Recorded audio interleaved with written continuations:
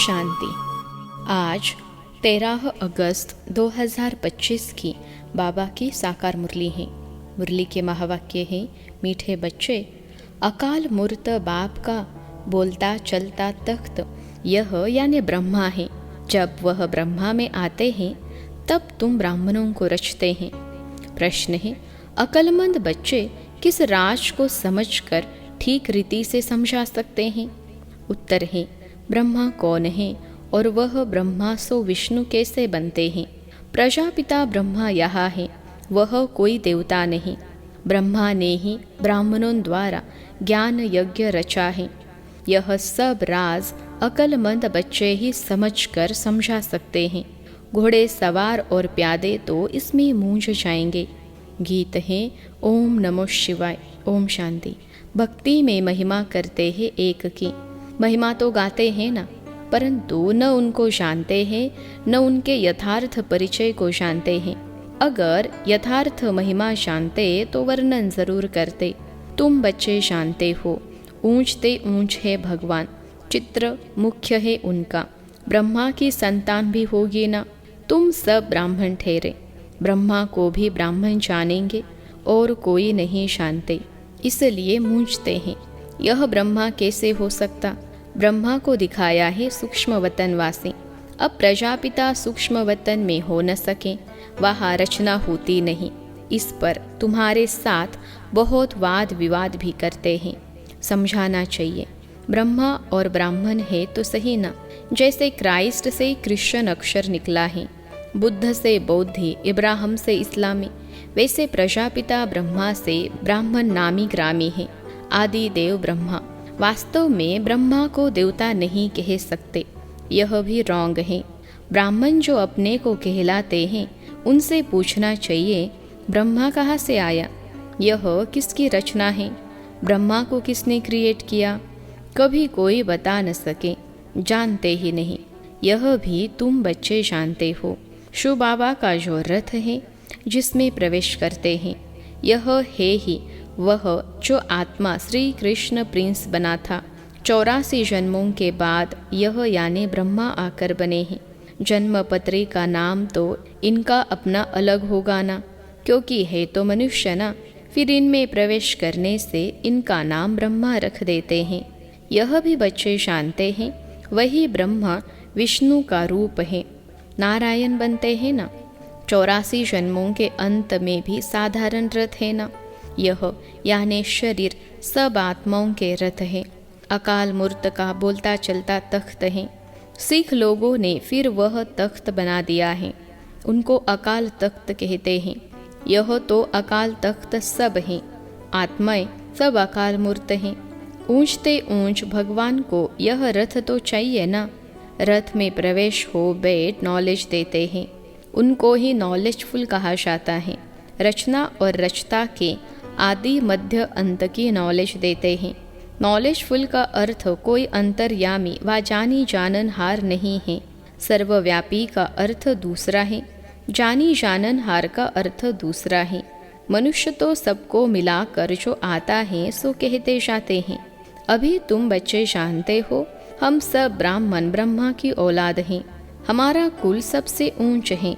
वो लोग देवताओं को ऊंच रखते हैं, क्योंकि सतयुग आदि में देवता हुए हैं। प्रजापिता ब्रह्मा की औलाद ब्राह्मण होते हैं। यह कोई जानते नहीं सिवाय तुम बच्चों के। उनको पता भी कैसे पड़े, जबकि ब्रह्मा को सूक्ष्म वतन में समझ लेते हैं। वह जिस्मानी ब्राह्मण अलग हैं, जो पूजा करते हैं, धामा खाते हैं। तुम तो धामा आदि नहीं खाते हो। ब्रह्मा का राज अभी अच्छी रीति समझाना पड़ता है। बोलो और बातों को छोड़, बाप जिससे पतित से पावन बनना है, पहले उनको तो याद करो, फिर यह बातें भी समझ जाएंगे। थोड़ी बात में संशय पड़ने से बाप को ही छोड़ देते हैं। पहली मुख्य बात है अल्फ और बे। बाप कहते हैं, माँ में कम याद करो। मैं ज़रूर किसमें तो आऊँगा ना, उनका नाम भी होना चाहिए। उनको आकर रचता हूँ। ब्रह्मा के लिए तुमको समझाने का बहुत अक्ल चाहिए। प्यादे घोड़े सवार मूंझ पड़ते हैं, अवस्था अनुसार समझाते हैं ना। प्रजापिता ब्रह्मा तो यहाँ है। ब्राह्मणों द्वारा ज्ञान यज्ञ रचते हैं तो ज़रूर ब्राह्मण ही चाहिए ना। प्रजापिता ब्रह्मा भी यहाँ चाहिए जिससे ब्राह्मण हो। ब्राह्मण लोग कहते भी हैं हम ब्रह्मा की संतान हैं, समझते हैं परंपरा से हमारा कुल चला आता है, परंतु ब्रह्मा कब था वह पता नहीं है। अभी तुम ब्राह्मण हो। ब्राह्मण वह जो ब्रह्मा की संतान हो, वह तो बाप के ऑक्यूपेशन को जानते ही नहीं। भारत में पहले ब्राह्मण ही होते हैं। ब्राह्मणों का ही ऊंचते ऊंच कुल। वह ब्राह्मण भी समझते हैं हमारा कुल जरूर ब्रह्मा से ही निकला होगा, परंतु कैसे कब वह वर्णन नहीं कर सकते। तुम समझते हो प्रजापिता ब्रह्मा ही ब्राह्मणों को रचते हैं, जिन ब्राह्मणों को ही फिर देवता बनना है। ब्राह्मणों को आकर बाप पढ़ाते हैं। ब्राह्मणों की भी डिनेस्टी नहीं है, ब्राह्मणों का कुल है। डिनेस्टी तब कहा जाए जब राजा रानी बने, जैसे सूर्यवंशी डिनेस्टी। तुम ब्राह्मणों में राजा तो बनते नहीं। वह जो कहते हैं कौरव और पांडवों का राज्य था, दोनों रॉन्ग हैं। राजा ही तो दोनों को नहीं है। प्रजा का प्रजा पर राज्य है, उनको राजधानी नहीं कहेंगे, ताज है नहीं। बाबा ने समझाया था पहले डबल सिरताज भारत में थे, फिर सिंगल ताज। इस समय तो 9 ताज। यह भी अच्छी रीति सिद्ध कर बताना है। जो बिल्कुल अच्छी धारणा वाला होगा वह अच्छी रीति समझा सकेंगे। ब्रह्मा पर ही जास्ती बात समझाने की होती है, विष्णु को भी नहीं जानते, यह भी समझाना होता है।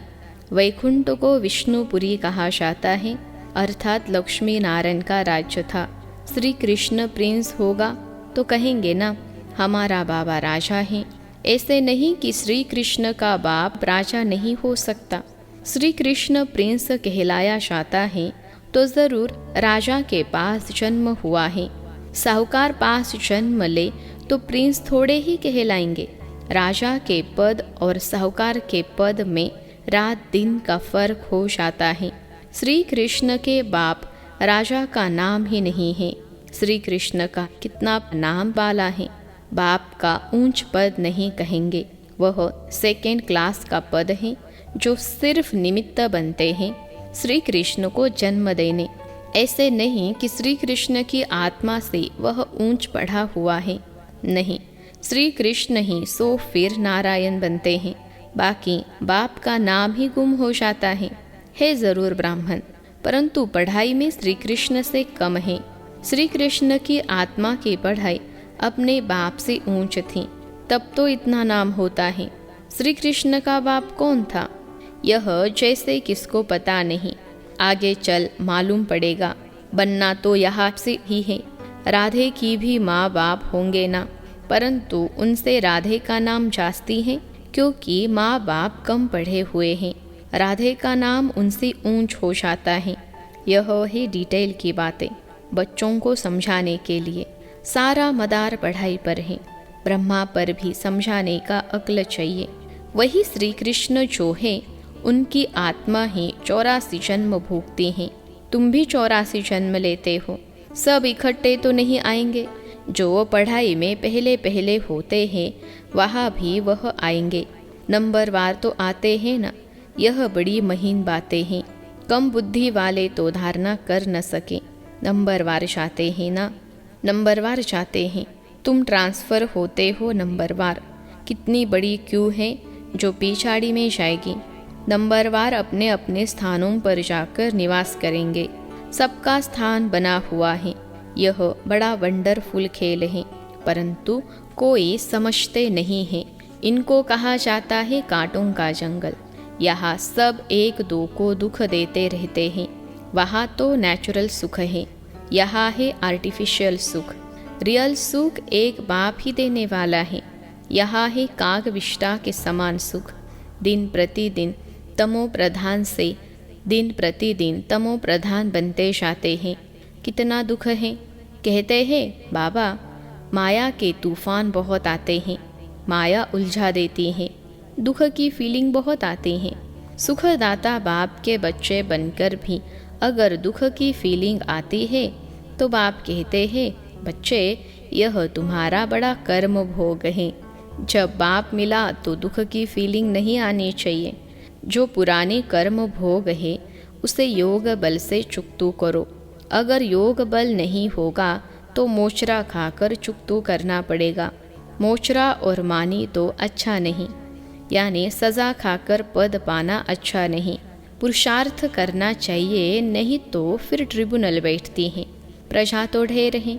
यह तो ड्रामा अनुसार सब गर्भ जेल में बहुत सजाएं खाते हैं। आत्माएं भटकती भी बहुत हैं। कोई कोई आत्मा बहुत नुकसान करती हैं।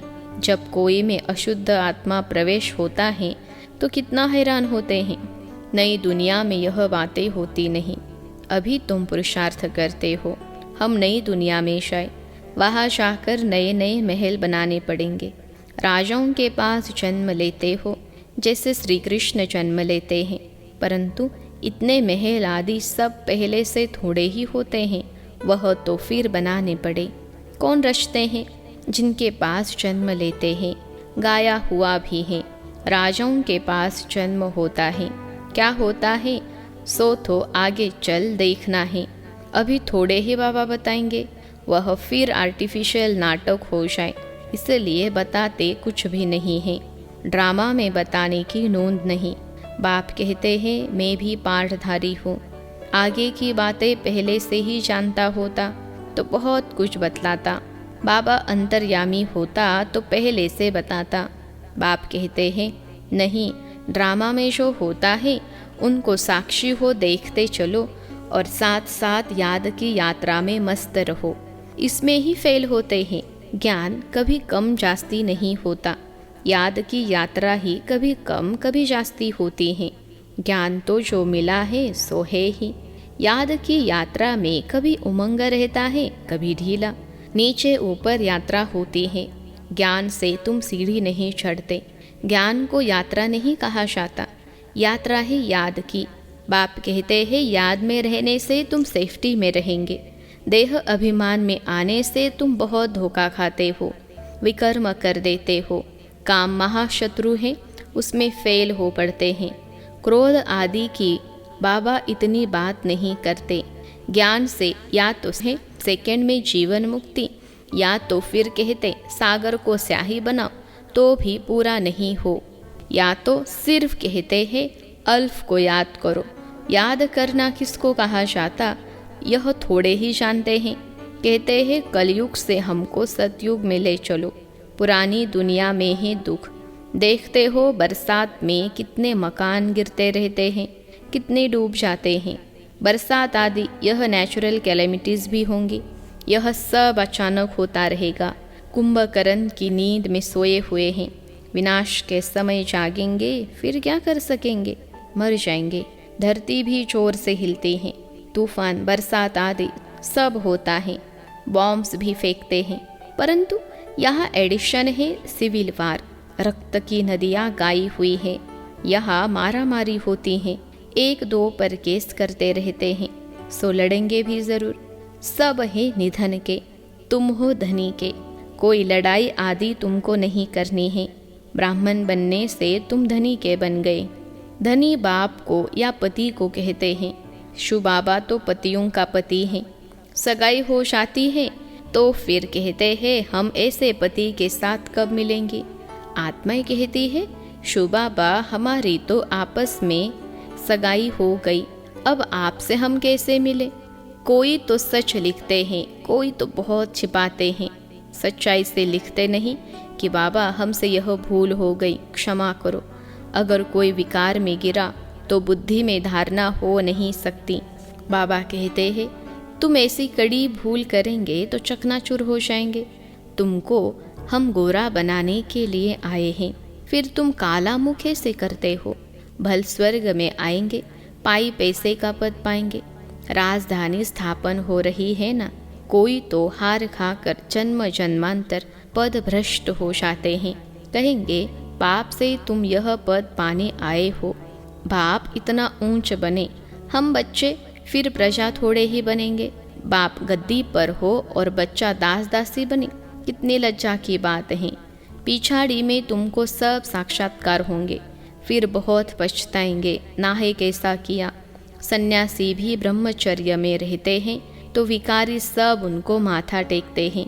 पवित्रता का मान है, किसकी तकदीर में नहीं है, तो बाप आकर पढ़ाते फिर भी गफलत करते रहते हैं, याद ही नहीं करते, बहुत विकर्म बन जाते हैं। तुम बच्चों पर अब है बृहस्पति की दशा, इससे ऊंच दशा और कोई होती नहीं। दशाएं चक्र लगाती रहती हैं तुम बच्चों पर। अच्छा, मीठे मीठे सिखलते बच्चों प्रति माता पिता बाप दादा का याद प्यार और गुड मॉर्निंग। रूहानी बाप की रूहानी बच्चों को नमस्ते।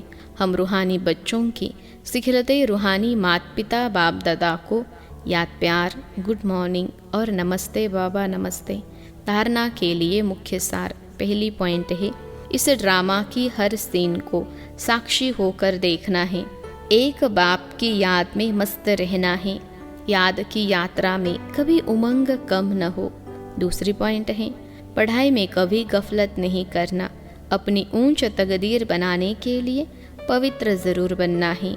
हार खाकर जन्म जन्मांतर के लिए पद भ्रष्ट नहीं करना है।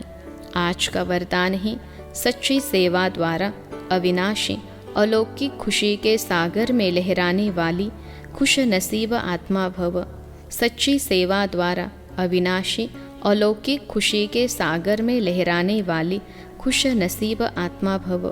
विश्लेषण है, जो बच्चे सेवाओं में बाप दादा और निमित्त बड़ों के स्नेह की दुआएं प्राप्त करते हैं, उन्हें अंदर से अलौकिक आत्मिक खुशी का अनुभव होता है। वे सेवाओं द्वारा आंतरिक खुशी, रूहानी मौज, बेहद की प्राप्ति का अनुभव करते हुए सदा खुशी के सागर में लहराते रहते हैं। सच्ची सेवा, सर्व का स्नेह, सर्व द्वारा अविनाशी सम्मान और खुशी की दुआएं प्राप्त होने की खुश नसीबी के श्रेष्ठ भाग्य का अनुभव कराती हैं। जो सदा खुश हैं वही खुश नसीब हैं। आज का स्लोगन है, सदा हर्षित व आकर्षण मूर्त बनने के लिए संतुष्ट मनी बनो।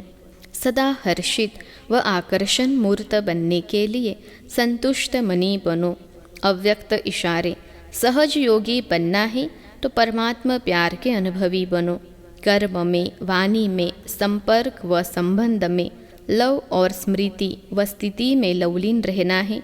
जो जितना लवली होगा वह उतना ही लवलीन रह सकता है। इस लवलीन स्थिति को मनुष्य आत्माओं ने लीन की अवस्था कह दिया है। बाप में लव खत्म करके सिर्फ लीन शब्द को पकड़ लिया है। आप बच्चे बाप के लव में लवलीन रहेंगे तो औरों को भी सहज आप समान व बाप समान बना सकेंगे। अच्छा, ओम शांति।